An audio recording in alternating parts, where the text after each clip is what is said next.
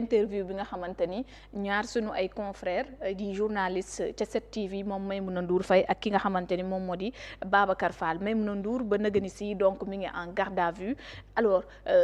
Babacar itam jamono ji mi ngi ci loxoy yoon waaye bu ñu sukkandikoo ci xibaar yi mujj nga xamante ni avocat am wax na ko ñu ngi xaar ndax état de santé am dafa grave loolu bu ñu sukkandikoo kon ci nu mu ca àddoo ndax ay jafe-jafe dëgg am na ko fa ba am nañu yaakaar ni kon dinañ ko bàyyi mu ñibbi këram waaye lu ci mënti am daal ñoom gis nañu ne arrestation bi en tout cas lu mënoon a ñàkk la monsieur Birame Khoudia Lo situation bi naka nga ko jàngatee diggante génn ak interview mi nga xamante ni dox na diggante démb ak tey ba arrestation yi tegu ci. waaw au fond je rectifie tout simplement en disant que arrestation yeeg yooyu jaxul daal c'est-à-dire au fond il y a que 2 personnes chaque jour dinañu arrêter ay nit garder leen à vue des milliers de personnes dans le Sénégal te kenn ëppul kenn dignité nañu xam ni ñun ñëpp ay sénégalais lañu ñoom benn carte d'identité la ñu am ñeneen ñi am benn carte d'identité donc gënuñu ñi ñuy dem di interpeller di leen garder à vue toujours bu ma demee police maa ngi fekk ñu garder nit à vue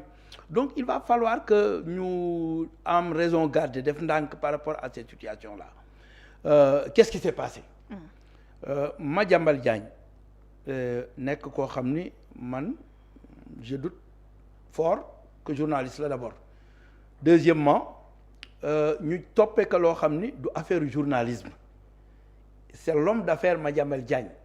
la ñuy toppee mbir mu nga xam ni luubal la wala daal loo xóor lu jëm ci xaalis mu doon man bu ma ko defoon ñu topp ma bu ko keneen defoon ñu topp ko Farba Ngom tey mi ngi prison Madiambal Diagne moomu am manque de courage manque d'assumer ses responsabilités manque de personnalité ba tax mu daw génn réew mi bi mu dawee génn réew mi avec la complicité n'est-ce pas d'étrangers nekk foofu alors ñu convoqué ka donc ñëwul donc il a défié la justice ñu lancé que mandat d'arrêt international loolu c'est prévu par les textes un journaliste wala un patron de presse da ngay xam li lay yoon may ak fi nga war a yem ak fa nga warul yem c'est un cas d'individu interpellé et sous mandat d'arrêt amul droit nga koy interview mu nekk fële nga nekk fii muy wax. amuloo droit boobu mais amul texte boo xamante ni dafa fësal ni ku nekk ci ku mandat d'arrêt amoo droit. si il faut vérifier les textes. il faut vérifier les textes yi nga xamante ni dafa régir code de la presse bi li mu wax moom moo di dafa am respect yoo xamante ni ànd na secret de défense foofu it dañ fa tënk journaliste waaye secret d'instruction boo xamante ni dossier boo xam ne dafa nekk en instruction. mais mënuloo ci nekk di ci wax. munoo interview nit ki muy wax ak lan lay wax su day wax luy jaxase Sénégal alors que il est sous coup de mandat d'arrêt international et puis ñun ñëpp xam nañ li xew c'est-à-dire au fond kenn mënu ko défendre c'est-à-dire je comprends le souci de chercher des informations sensibles. parce que yoon da ko yoon daf ko may journaliste bi mun na dem chercher ces informations là. je comprends mais loolu s'il ne fait pas attention dina tomber sous le coup de la loi parce que lii état bi bu demee au fond da leen di tëj bu fekkee dafa dem au fond da leen di tëj parce que loolu c'est clair. au fond maanaam. c'est-à-dire bu demee ba appliquer loi dëgg daf leen di tëj suñu leen baalul prison lañ jëm maintenant li ma bëggoon wax ci loolu mooy journalisme c'est sensible mën nga di wut information ba tombe ci lu nga xam ni véritablement yow sax bëggoo ko woon looloo taxoon ñu proposer la dépénalisation des délits de presse. du dëgg ba ñu ko waxee ca jamono ñun nekkuñu fi woon lan la gars yi réagir par rapport à ça il y a des patrons de presse qui n'étaient pas d'accord pourquoi parce que yow journaliste yi boo defee erreur ñu jàpp la tëj mais tëj nañ la mais yow yaay subir mais bu fekkee da nga def erreur ci benn télé par exemple Seneweb ñu sanctionné la yow nangu sa carte de presse par exemple waaye sanctionné fi nga jóge patron de presse ba am nuñ ko teg daan loolu yow kenn du la tëj prison yow di nga sauver journaliste bi tuuti xaw ko gën a protéger mais loolu bañ ko defee patron de presse yu war a dañ bañ parce que ñun dañuy wut ay informations les gens sont là bu ñu ñëw les gens nous parlent de tout ce qui s'est passé même bu fekkoon ñun yëguñu ko alors yooyu yëpp daf fi am donc man je proposerai que dépénalisation des délits de presse boobu mu am c'est-à-dire man yéenewuma benn journaliste ñu koy tëj liggéey bu sensible la alors loolu nag bu ñu ko bëggee dañuy xoolaat affaire yi dépénalisation boobu ñu indi ka wut ay peine de substitution nga xam ni yow bu ñu la boo defee loo warul def aujourd'hui ñu nangu sa carte de presse wala ñu def ay sanctions pécuniaires par rapport à fa nga ko doon waxee waroon nañ ko contrôler wuñ ko waaja wax na tarxiis fa mu doon waxee waroon nañ ko téye wuñ ko ñu sanctionné télé ba tuuti mën nañ ko tëj un moment yooyu yëpp c'est des sanctions qui peuvent être prévues qui doivent être étudiées ba ñëpp d'accord ci ñu teg ko mais ñu bàyyi par exemple journaliste bu ñuy tëj mais loolu du ñun ñoo ko fi indi. c'est-à-dire mais lu ñu yaakaaroon lu fi jugee la. parce que loolu dafa laaj toog waxtaan. ay précédents yu fi am dégguloo ma ni la dépénalisation des délits de presse dañ ko defoon teg ka am ñu bañ te booba ñu nekkuñu fi dañ ni ñun lañ fi fekk loi boobu la ñuy appliquer ba ñuy waxtaan ba ñuy teg li nga xam ni moom laa wax nga xam ni wóor na ma ni Bassirou Diomaye Diakhar Faye noonu lay gisee ma ko xam ni wóor na ma ni Ousmane Sonko ni ma ko xamee noonu lay gisee mooy au fond journaliste nekkul hors la loi warul nekk hors la loi c'est-à-dire au fond loi dafa war a dal ci kawam waaye nan lay dalee ci kawam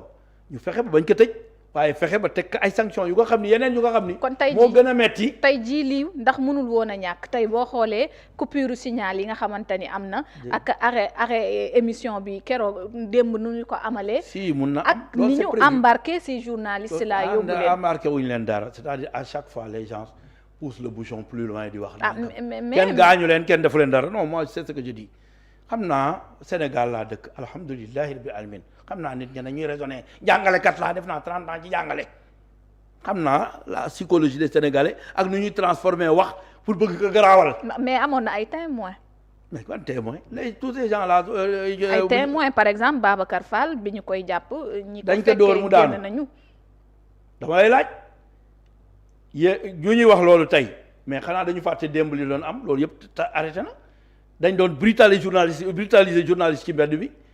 wane nañ ko ci image yi bi fi Macky Sall nekkee tous ces gens qui parlent là fan lañ nekkoon kenn brutaliser wu fi kenn c'est extrêmement important maintenant bu ñu waxee Mamadou Diop Decroix nguufaanuñu ko fi ñeenti tànk yëkkati mu jóg yooyu yëpp amatul aujourd'hui nous essayons autant que faire se peut de faire appliquer la loi mais mënuñu nag toog bàyyi loi bi nga xam ni moom moo tegu nga xam ni yow def nga lu jaaduwul ngay interview ko nga xam ni véritablement dafa nekk sous mandat d'arrêt international mais ñu bàyyi la muy wax lu ko neex loolu ce n'est pas normal et c'est prévu que loolu bu ñu ko toppee je vous dis te dama nga xool dinañ bu ñu leen baalul mën nañ leen teg peine donc loolu véritablement au fond nit ñi ci nekk di wax. mais loolu est-ce que y a des enjeux et des intérêts qui ont été menacés rek léegi y a du sabotage journalistique il faut pas que ñu embarquer journalistes yi ci loolu ci ay sabotage nga xam mais est-ce que interview mën nañ ko jàppee sabotage. du moment où journaliste bi am na liberté dem à la recherche de l'information. tout en respectant les limites imposées. mais dañu respecté wul les limites ndax ci interview bi jiitaluñu li nga xamante ni moom la ñu waroon def. da nga yaakaar ni ku nekk sous mandat d'arrêt international war nañ ko interview non. mais texte yi ci journalisme code de la presse. foofu binduñu ko fa gis nga code de la presse boo ko xoolee te y a quelqu'un un grand journaliste bëgguma ko citer qui m'a dit que mi ngi ci code bi c'est-à-dire au fond waruloo interview koo xam ni dafa nekk di indi fitna ci réew bi benn ñaareel ba doo xool code de la presse kese da ngay xool code pénal tamit ñaar yooyu yëpp da nga ci war a def la tënku yow code de la presse bu la mayee leen ni am na code pénal lu mu la mayul loolu aussi mooy problème bi c'est-à-dire au fond xel nanguwul man mii ma daw d'abord défier l'État ba pare toog fa ma toog ñu may interview di ma may occasion may wax lu nga xam ne véritablement te fekk na yàgg naa sax di saaga institution yi wala may am nu may wax ak institution yi léegi ñu may ma antenne pour ma def loolu ça c'est formellement interdit ñeneen ñu waxoon ni véritablement bëgg leen ci dugal bu leen ci leen dugal journalisme dafa am ay principes ak ay valeurs métier bu nekk dafa am éthique déontologie ak morale même bu fekkee ne nekkul ci biir texte yi mais l'éthique journalistique ne le permet pas. mais jurisprudence yaa ngi fi le cas Boy Djiné ñu ngi koy rappeler tey jii boo demee kii di Ben Laden interviewé woon nañ ko fi pourtant yoon dafa gàllu woon ci kawam le cas Boy Djiné bu ñëwee Sénégal fugitif la woon. moi j'ai rëcc ñu interviewé ko waaye amul benn tof-pef boo xamante ni teg nañ ko. ci kaw journaliste bi yooyu di daw ak Madiambal Diagne trouble à l'ordre 21 milliards loolu nga yemale. attention. jurisprudence bi la ñuy rappeler. non jurisprudence il faut comparer ce qui est comparable. les gens parlent comme ça. tu peux pas comparer ku sàcc nen ak ku sàcc nag bien que yëpp sàcc la. ki nga xam ni mën na indi fitna ci réew ci waxam ak ki nga xam ni bon waxam du nekk dara du am benn incidence. dafa am kon crainte bu am ci. dafa am ñu nga xam ni seen wax yëpp. mën na crainte bu am ci addu kon Madiambal Diagne. nit ñi il faut que ñu dellu si à la raison. ce n'est pas nous ce n'est pas Pastef ñun ñu ngi toog di seetaan justice ak procureur xam nañu lan moo nekk ci texte yi. ak lan la ñu autorisé ak lan la ñu autorisé wul il faut pas que lorsque la justice se prononce bàyyi nit ñu ni justice la bu fekkee da ko jàpp ñu ni man la loolu la ñuy bàyyi parce que yooyu hypocrisie dong la ñoo gën a xam ni ñun taluñu nekk di dugg ci ay détails te ça c'est des détails. Mais le principal c'est le travail que nous devons faire pour faire avancer ce pays-là. jàppoon ni lii day delloo ginnaaw surtout ci wàllum démocratie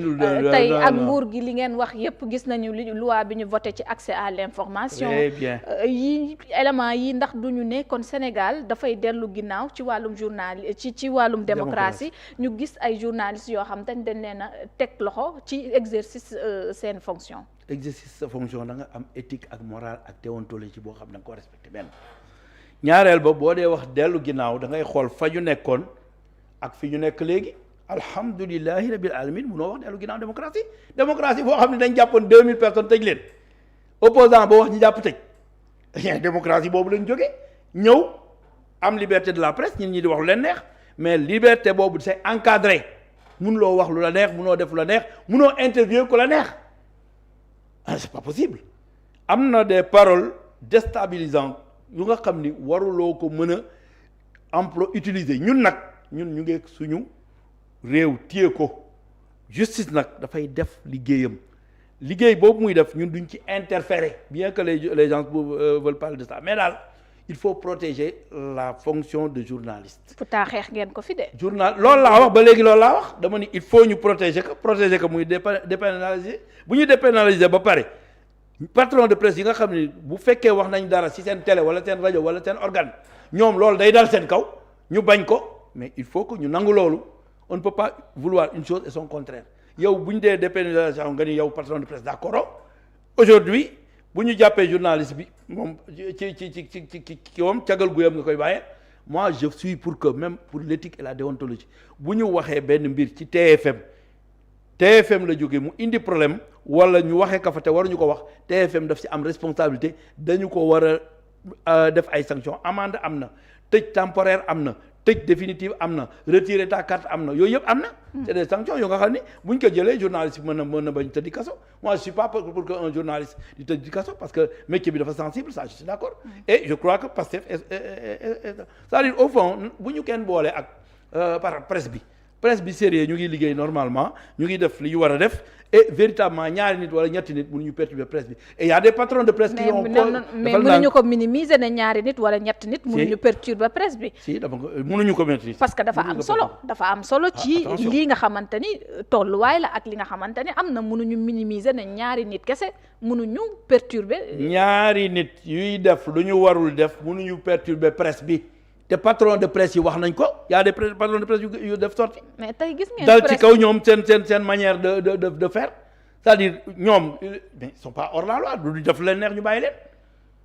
loolu moom il faut ñu jël ci ay sanctions même bu ñu leen baalee bi yoon je souhaite que ñu bàyyi leen parce que toujours man bëgg naa ñu apaiser la tension et tout ça mais justice bu demee ba ci